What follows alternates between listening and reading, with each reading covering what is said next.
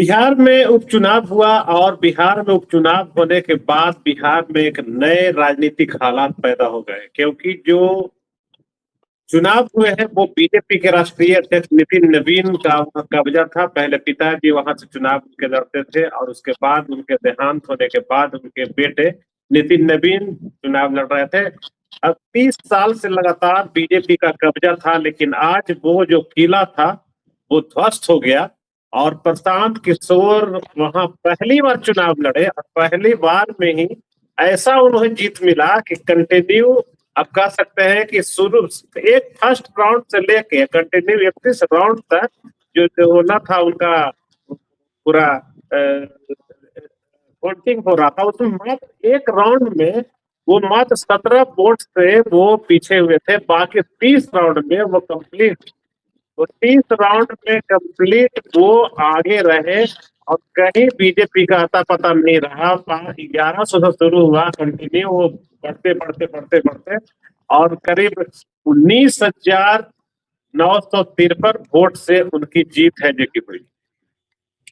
तो एक तरह से कह सकते हैं कि एक नया जनादेश है। और बिहार में जिस तरीके के राजनीतिक हालात हैं, विपक्ष पूरी तरह कमजोर बैठा है और प्रशांत किशोर 2025 में सभी सीटों पर चुनाव लड़े थे और उसमें उनकी करारी हार हुई थी। हालांकि उस समय वो खड़े नहीं हुए थे, लेकिन इस बार वो खड़े हुए हैं और वो इस तरीके से चुनाव में जीते हैं, अपने आप में बहुत बड़ा मतलब कह सकते हैं उनको विक्ट्री है। और बीजेपी को सबक लेने की जरूरत इस मायने में है कि एक तरफ बीजेपी के सबसे बड़े बॉस प्रधानमंत्री की तर्ज पे कहिए तो नरेंद्र मोदी जी हैं। अगर रणनीतिकार के रूप में कहिए सबसे बड़े बॉस तो अमित शाह जी हैं। और अगर संगठन के सबसे बड़े बॉस हैं तो वो नितिन नवीन जो पहली बार बॉस बने हैं, बीजेपी के राष्ट्रीय अध्यक्ष बने हैं और उन्हीं का सीट है और वो हार गए हैं। उसके अलावा एक बात और है कि नीतीश जी से अलग होने के बाद सम्राट चौधरी के नेतृत्व में बीजेपी की अपनी सरकार बनी, पहली सरकार थी वो, पहली सरकार बनी और उसमें पहला उपचुनाव था जिसमें करारी शिकस्त मिली है। तो मुझे लगता है एक तरफ प्रधानमंत्री फेल कर गए, रणनीतिकार अमित शाह फेल कर गए, बीजेपी के राष्ट्रीय अध्यक्ष भी फेल कर गए, सम्राट चौधरी के नेतृत्व में पहला चुनाव हुआ, चुनाव वो फेल कर गए और आरजेडी भी कहीं अता पता नहीं रहा। जो पिछले बार 50,000 वोट लाई थी वो इस बार मात्र 14,000 वोट लाकर सिमट गई। उसका क्या असर हुआ, आखिर क्या लोग चाहते हैं, इसी टॉपिक पर हम बात करेंगे। मेरे साथ हैं राघवेंद्र कुशवाहा जी जो कि राष्ट्रीय जनता दल के वरिष्ठ नेता हैं और काफी इस चुनाव में घूमे टहले भी और प्रचार प्रसार भी किए हैं। तो हम उनसे चर्चा करेंगे। राघवेंद्र जी, आपका पहले तो बहुत बहुत स्वागत है मेरे इस क्रम में। जी धन्यवाद धन्यवाद। राघवेंद्र जी, आज जो रिजल्ट आया है, जो जनादेश आया है, जो बिहार में जिस तरीके की मुंह की खानी पड़ी है आप लोगों को और बीजेपी को करारी शिकस्त मिली है, आप इसको कैसे देखते हैं? देखिए, ये चुनाव में प्रचार के क्रम में ही मुझको एहसास हो गया था कि जनता इस बार बदलाव चाहती है। और कई बार मैंने जनता से बातचीत के क्रम में उनके मूड को भांपने में भी से पता चल रहा था कि जनता इस बार बिल्कुल नया कुछ सोच रही है, तो उसका असर दिखा। और खास तौर पर जो जंतर मंतर में जो देश में एक नया आक्रोश उभरा युवाओं का, उसका भी बड़ा व्यापक असर इस चुनाव परिणाम में देखने को मिल रहा है। अब जो जेनजी है, जो नया वर्ग आया है, यह वर्ग जाति और धर्म की बात में नहीं उलझना चाहता है। यह वर्ग अब वंशवाद के भी परंपरा को तोड़ना चाहता है। यह तमाम तरह के स्थापित परंपराओं को तोड़ करके कुछ नया करना चाहता है। ये एक नई उम्र का नई फसल है, तो इनकी तमाम संभावनाएं अलग है। ये तमाम वर्जनाओं से मुक्त है और ये नए तरह की सोच रखते हैं। इस नई पीढ़ी के संदर्भ में आपको साइकोलॉजिकली स्टडी करना पड़ेगा, तब पता चलेगा कि ये बिल्कुल एक आधुनिक दुनिया की आधुनिक सोच रखने वाले लोग हैं और ये जाति, धर्म, पार्टी के उत्सित चारों से मुक्त होकर के या अपने भविष्य के लिए सोचते हैं। यही असर है कि इस चुनाव में एक नया विकल्प के रूप में प्रशांत किशोर जी को लोगों ने चुना है। भारतीय जनता पार्टी ने भी अपने प्रत्याशी के चयन करने में कुछ न कुछ गलती की, जिसका असर हुआ।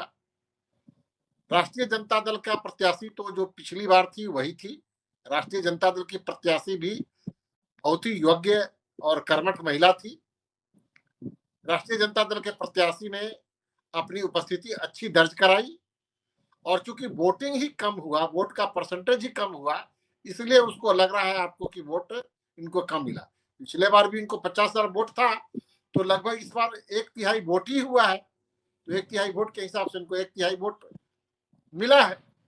तो राष्ट्रीय जनता दल का जो वोट है लगभग वो रह गया है, लेकिन नए वर्ग का जो वोट मिला, इस बार नया वर्ग जो है वो वोट नौजवानों ने, छात्रों ने और जो पहली बार वोट देने गए उन लोगों ने एक नया विकल्प को चुना है और उसका परिणाम आपके आज सामने दिख रहा है।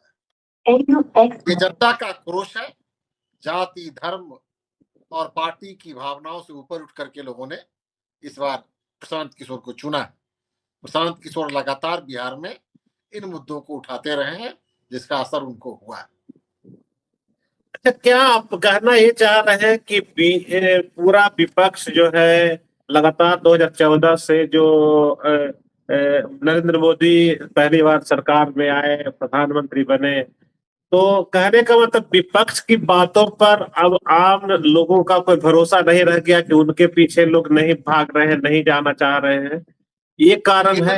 या फिर तिकड़म जो बीजेपी का जो रणनीतिकार, बीजेपी का रणनीतिकार है, उनका तिकड़म में आप लोग फंस के उलझ के रह गए हैं कि आप लोग की कुछ नहीं चल रही है? क्या दोनों में दो दो बातें हैं? या तो आप लोग को रिजेक्ट कर दिया गया है विपक्ष को पूरी तरह से आम जनता ने, या फिर सत्ताधारी दल का तिकड़म की वजह से आप लोग पिछड़ रहे हैं? क्या कारण है? रिजेक्ट तो सत्ताधारी को न किया गया।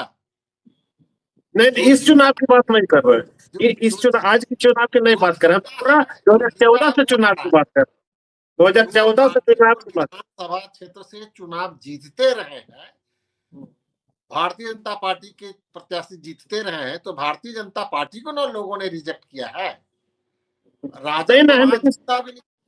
नहीं, बाकीपुर चुनाव की अभी बात हम नहीं कर रहे हैं। हम ये तो बाकीपुर चुनाव का रिजल्ट आया, लेकिन हम जो विपक्ष की हैसियत की हम बात कर रहे हैं कि विपक्ष की हैसियत कमजोर, जनता के नजर में जनता ने किया है कमजोर, या फिर 2014 के बाद बीजेपी का तिकड़म जो आया वैसा उसका रणनीति उस तरह की रही कि आप लोग को कोई चारा नहीं चल रहा है। मैंने 2 वजह, आज की बात छोड़ दीजिए, मैंने 14 की बात उठा। ये दोनों वजह आपने जो कहा कि भारतीय जनता पार्टी की तिकड़म और भारतीय जनता पार्टी का सरकारी तंत्रों को हथियार के रूप में इस्तेमाल करना, भारतीय जनता पार्टी ने अपने लिए अलग कानूनी हथकंडों से विपक्ष के नेताओं को डरा धमका करके चुप कराया, ये सब बातें हैं।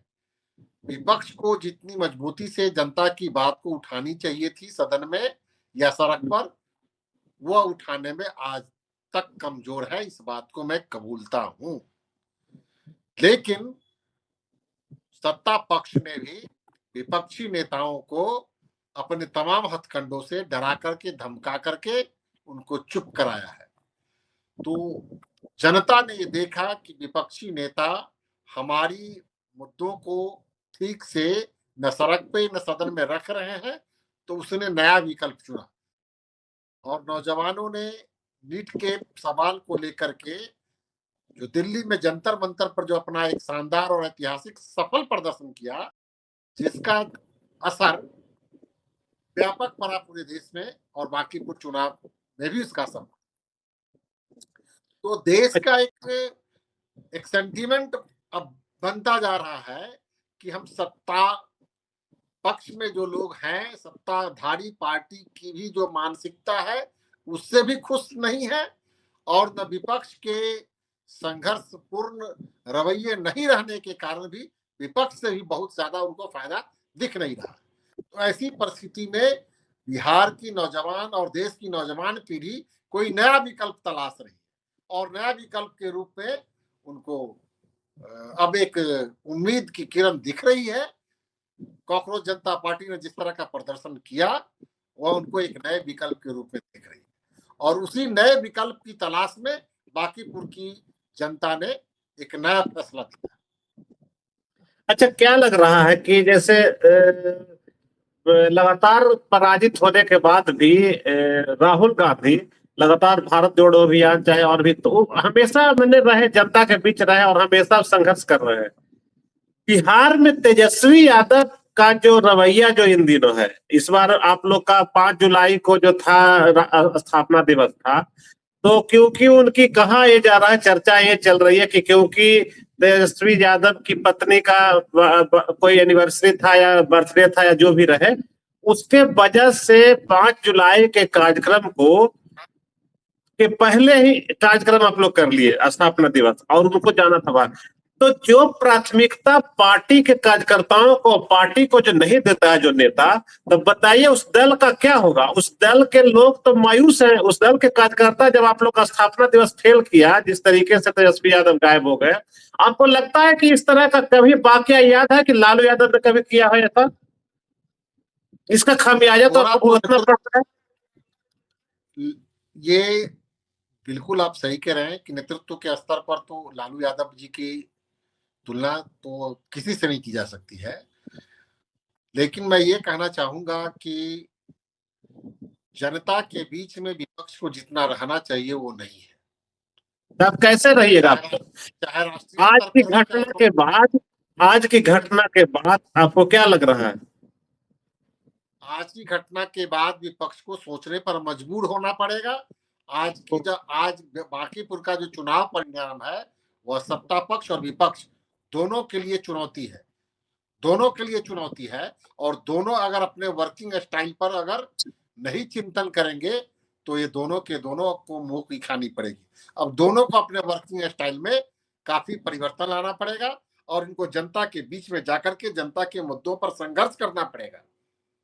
केवल अखबार में और यूट्यूब पर सोशल मीडिया में केवल बयानबाजी करने और प्रेस कॉन्फ्रेंस से काम नहीं चलेगा। इनको जनता के बीच में जाना पड़ेगा, सड़कों पर उतरना पड़ेगा और जनता की समस्याओं के लिए एकदम संघर्ष करना पड़ेगा, तभी इनकी बात जनता गंभीरता से सुनेगी।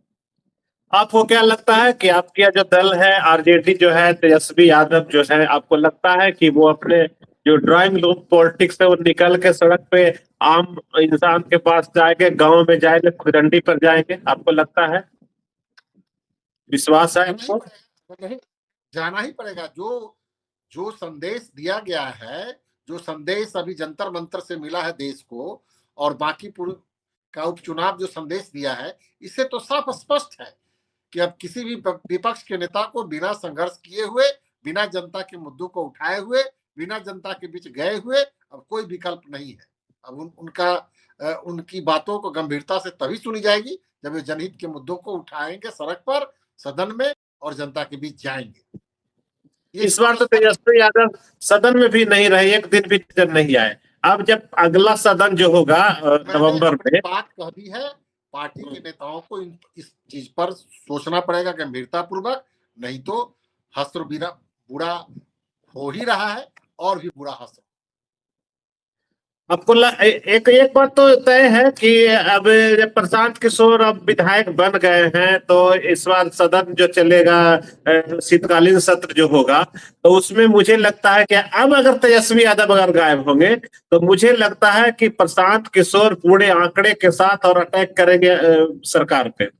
तो उस समय तो कहीं ना कहीं आपके जो 20 विधायक 25 विधायक है, पूरा विपक्षी खेमा, वो तो अगर प्रशांत किशोर सिंगल एक आदमी अगर आगे होके अगर अटैक करेंगे सरकार पे, तो उस समय तो आप लोगों के, आपके विधायकों को मायूस होना पड़ेगा। तो उसकी तैयारी के आप लोग करने के लिए है कि हम प्रशांत किशोर से ज्यादा मजबूत है संख्या बल में, तो हम प्रशांत किशोर से ज्यादा मजबूत तरीके से हम वहां सरकार के खिलाफ में हम आवाज को उठाएंगे जनता के लिए। मैं सोचता हूं कि पार्टी के नेतृत्व वर्ग के लोग इस पर गंभीरता पूर्वक विचार करेंगे और सदन के अंदर भी मजबूती से बात उठाने के लिए वे जरूर कोई ठोस पहल करेंगे। मैं इस बात पर जरूर गंभीर हूं कि नेतृत्व वर्ग जरूर इस पर गंभीरता पूर्वक अपना निर्णय लेंगे। अच्छा, एक चीज और, हम नेशनल पॉलिटिक्स की बात करते हैं। इस चुनाव का जो असर जो है, चुनाव का, एमपी में भी चुनाव हुआ तो 3 सीट में 2 सीट पे बीजेपी से निकल गई, एक कांग्रेस के पास चली गई, एक प्रशांत किशोर के पास चली गई, एक बीजेपी सीट जीती। नेशनल परिप्रेक्ष्य में आप कैसे देखते हैं? आप पॉलिटिशियन हैं और बेहतर जानकार भी हैं, इसका व्यापक असर राष्ट्रीय स्तर पर कैसे पड़ने वाला है उपचुनाव जो हुआ है? राष्ट्रीय स्तर पर भारतीय जनता पार्टी के खिलाफ में संदेश है। भारतीय जनता पार्टी के खिलाफ में जनता का आक्रोश है और वैसे भी एंटी इनकम्बेंसी फैक्टर भी काम कर रहा है। लगातार 3 टर्म से देश में भारतीय जनता पार्टी की सत्ता है, जिसका कुप्रभाव जनता के बीच में पड़ रहा है। अब जनता इस शासन से मुक्ति चाहती है और इसीलिए इन्होंने नया विकल्प दिया है।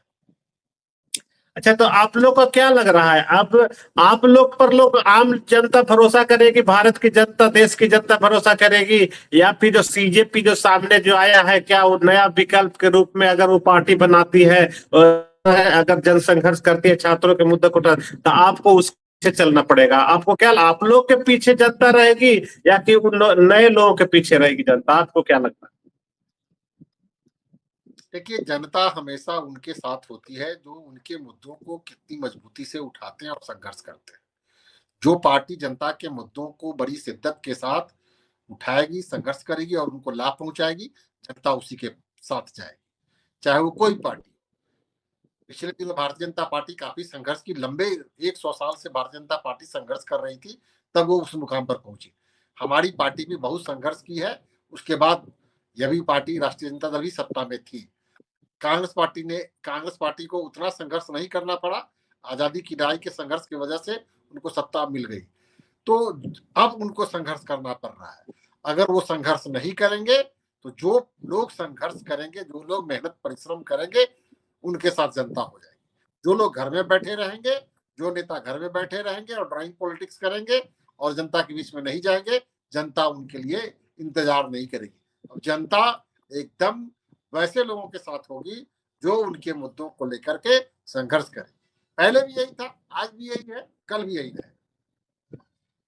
तो क्या लग रहा है, आज तो प्रशांत किशोर जिस तरीके से अटैक किए हैं सम्राट चौधरी जी पे, तो उन्होंने साफ तौर पर कहा है कि बीजेपी एनडीए को मैंडेट है, लेकिन एक ऐसे व्यक्ति को मुख्यमंत्री बना दिया गया है जिसपे बहुत सारे अपराध हैं।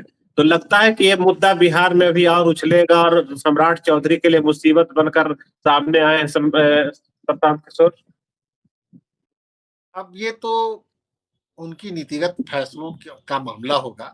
प्रशांत किशोर जी कौन सी रणनीति बनाते हैं, क्या करते हैं, इस पर तो भविष्य में जो उनकी रणनीति बनेगी, जो उनके विचार आएंगे, उस पर प्रतिक्रिया व्यक्त की जा सकती है। अभी से उस पर कुछ कहना मुनासिब नहीं। चलिए ठीक है, तो आज इस चर्चा को यहीं पे विराम।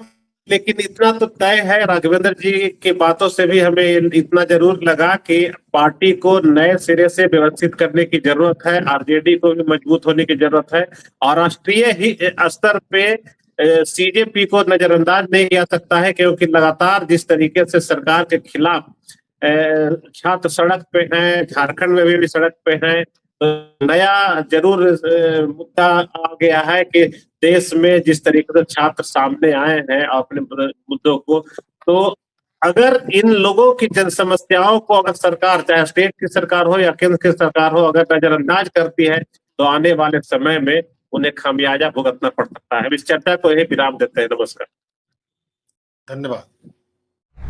अगर आपको ये खबर अच्छी लगी तो चैनल को सब्सक्राइब करना नहीं भूलें और बेल आइकन जरूर दबाएं।